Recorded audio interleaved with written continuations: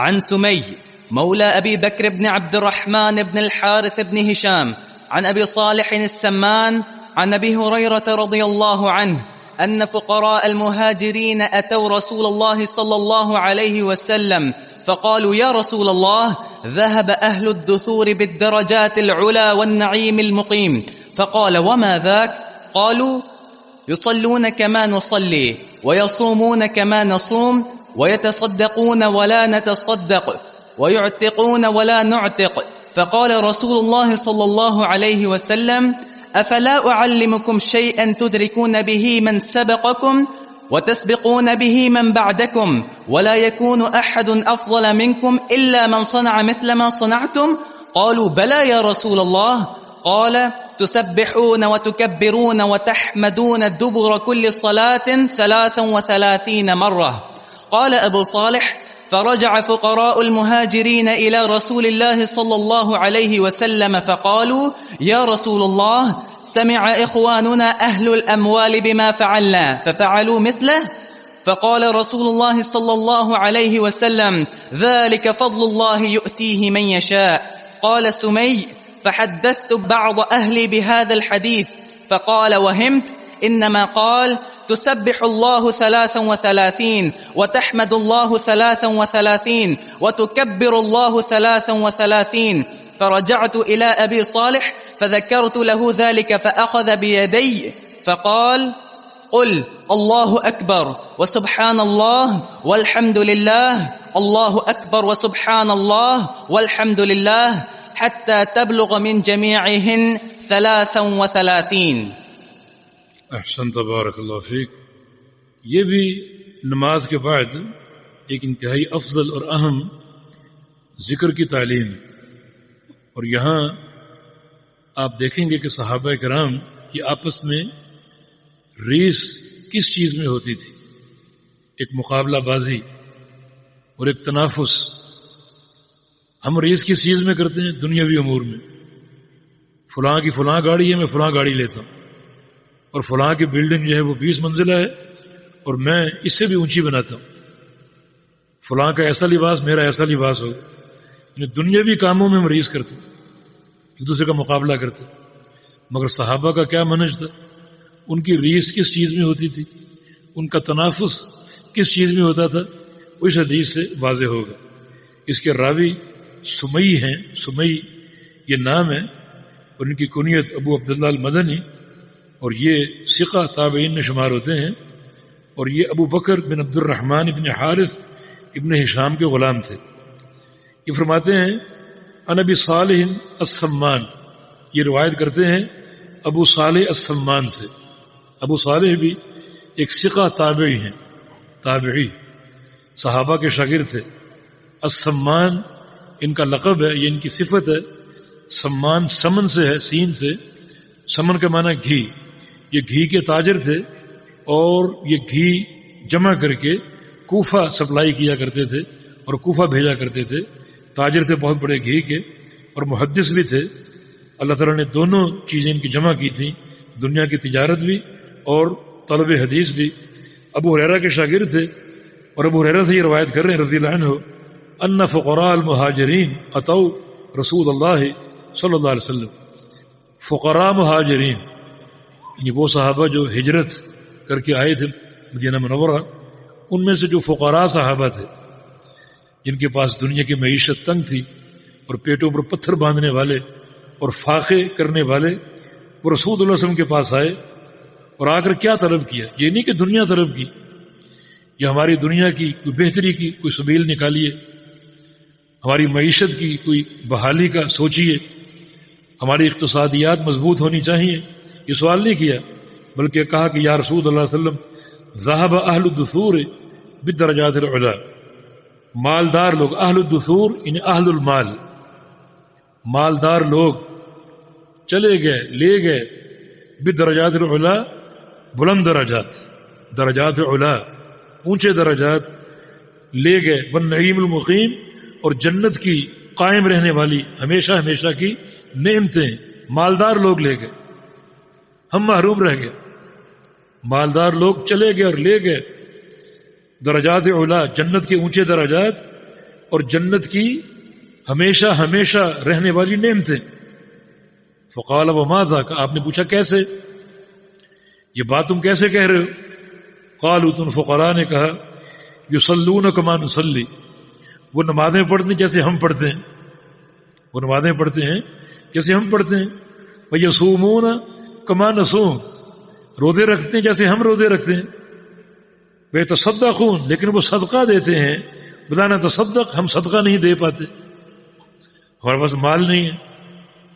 باقی سارے عمل جو ہم کرتے ہیں وہ بھی کر رہے ہیں، لیکن یہ ایک اضافی عمل صدقہ دینے کا ہم نہیں کر پا رہے، وہ کرتے ہیں.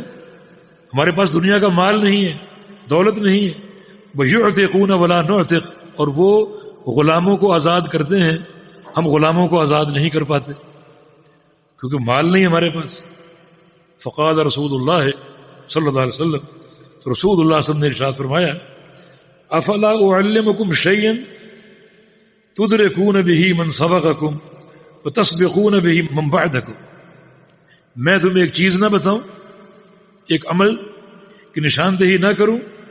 افلا اعلمکم، تمہیں تعلیم نہ دوں، شیئا ایک چیز کی، تدرکون به من سبقکم، اس شے کے ذریعے تم پالو گے ان لوگوں کو جو تم سے سبقت لے گئے، جو تم سے آگے بڑھ گئے، ان کو تم پالو، ان تک پہنچ جاؤ گے تم اس عمل کے ذریعے. وَتَسْبِقُونَ بِهِ مَنْ بَعْدَكُمْ، اور تم سبقت لے جاؤ گے ان لوگوں پر جو تمہارے بعد آئیں گے، تمہارے پیچھے ہیں، ان سے تم آگے بڑھ جاؤ گے، اور جو تم سے آگے بڑھ چکے ہیں ان تک تم پہنچ جاؤ گے اس عمل کے ذریعے. میں تمہاری نشاندہی کرتا ہوں ایک عمل کی. فقال رسول اللہ صلی اللہ علیہ وسلم، آپ نے یہ فرمایا افلا اعلمکم شیئا، میں تمہیں تعلیم نہ دوں ایک عمل کی، تدرکون به من سبقکم، تم پالو گے، پہنچ جاؤ گے ان لوگوں تک تم سے آگے بڑھ چکے. وتسبقون به من بعدکم، اور سبقت لے جاؤ گے تم ان لوگوں سے جو تمہارے بعد ہیں. ولا یکون احد افضل منکم الا من صنع مثل ما صنعتم، اور تم میں سے کوئی تم سے افضل نہیں ہوگا، کوئی شخص تم سے افضل نہیں ہوگا اس عمل کے بعد. اگر وہ عمل تم کرتے رہو گے تو تم سے افضل کوئی شخص نہیں ہوگا. الا من صنع مثل ما صنعتم، الا یہ کہ جو شخص وہی کام کر لے جو تم کرتے ہو. اگر کسی شخص کو عمل مل گیا، اس نے وہ کرنا شروع کر دیا، وہ تمہارے برابر ہو جائے گا، باقی کوئی تم سے افضل نہیں ہو پائے گا. تو خلاصہ یہ کہ رسول اللہ صلی اللہ علیہ وسلم نے ان کی بات سنی کہ جو مالدار لوگ ہیں وہ عمل کرتے ہیں ہماری طرح، نمازیں، روزے، لیکن ایک اضافی کام کو کر رہے ہیں مال کے ذریعے، صدقہ دیتے ہیں اور غلاموں کو آزاد کرتے ہیں. یہ کام ہم نہیں کر پا رہے، تو مالدار لوگ ہم سے آگے بڑھ رہے ہیں.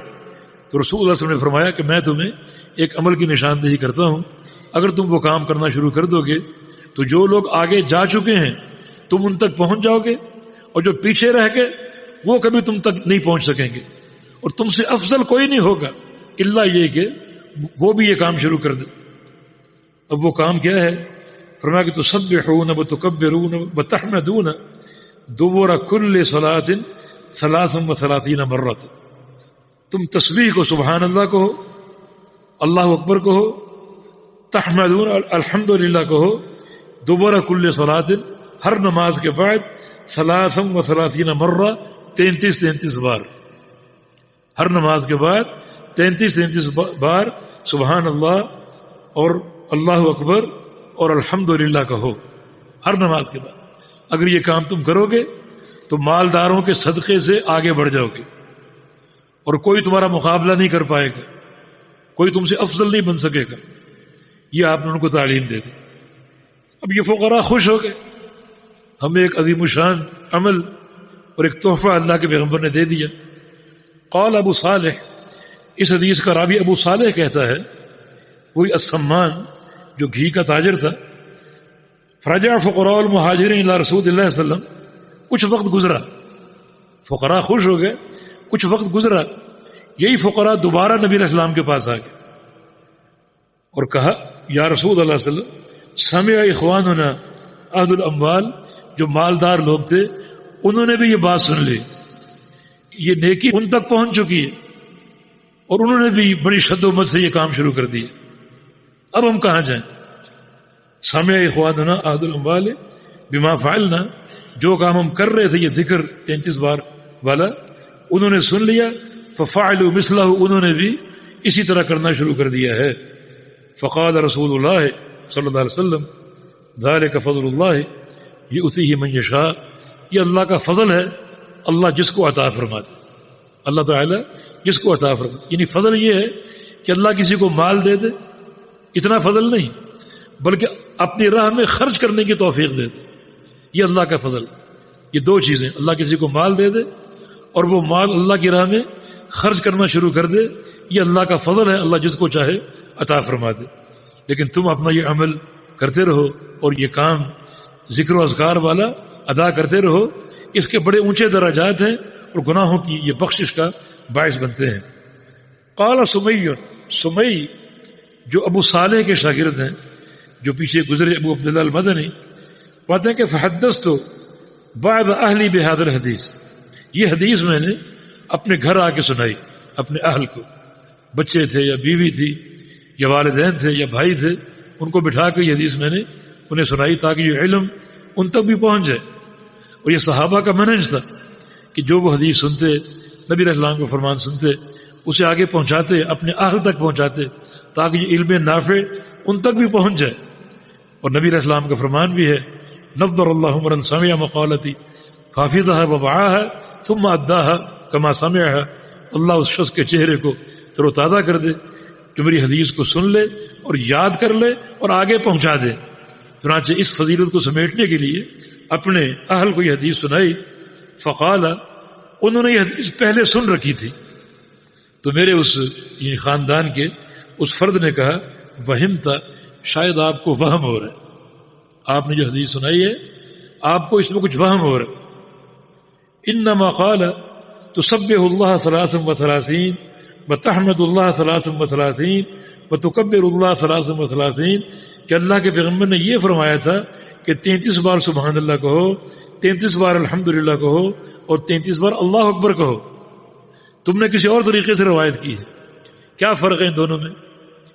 فرق یہ ہے کہ جو پہلے جو روایت کی ابو صالح السمان نے، جو سنائی سمئی کو، وہ اس طرح سنائی کہ تم سبحان اللہ، الحمدللہ، اللہ اکبر 33 بار کہہ دو، یہ تینوں جملے اکٹھے کہہ دو، سبحان اللہ والحمدللہ واللہ اکبر، سبحان اللہ والحمدللہ واللہ اکبر، سبحان اللہ والحمدللہ واللہ اکبر، اس طرح اکٹھے کہہ کر 33 کا عدد پورا کر لو۔ یہ پہلی روایت کا یہ مصداق ہے۔ اور جو ان کے اہل نے بتایا کہ اللہ کے نبی صلی اللہ علیہ وسلم کو فرمان اس طرح ہے کہ 33 بار سبحان اللہ کو، سبحان اللہ سبحان اللہ سبحان اللہ سبحان اللہ، 33 کا عدد پورا کر کے پھر الحمدللہ الحمدللہ الحمدللہ 33 پورا کر کے پھر اللہ اکبر اللہ اکبر اللہ اکبر، یعنی الگ الگ کر کے کہو، الگ الگ کر کے کہو، یہ آپ کو فہم ہو گیا۔ آگے چلتے ہیں۔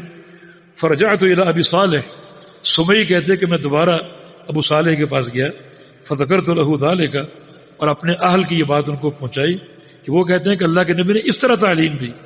فاخذ بیدی، ابو صالح السمان نے میرا ہاتھ پکڑ لیا اور فرمایا کہ قل، کہو اللہ اکبر وسبحان اللہ والحمدللہ، یہ اکٹھا کہو، پھر دوبارہ اللہ اکبر وسبحان اللہ والحمدللہ حتی تبلغ من جمیعہن 33، حتیٰ کہ اکٹھا تم پڑھ کے 33 بار کے عدد کو پورا کر لو۔ اگر ان تمام احادیث کو اکٹھا کیا جائے تو 3 باتیں سامنے آتی۔ نمبر 1، یہ جو اذکار ہیں تینوں، ان تینوں کو الگ الگ کرنا بھی ثابت ہے۔ پہلے آپ سبحان اللہ سبحان اللہ سبحان اللہ، اور پھر الحمدللہ الحمدللہ الحمدللہ، اور پھر اللہ اکبر اللہ اکبر، اس طرح الگ الگ 33 بار، یہ بھی ثابت ہے۔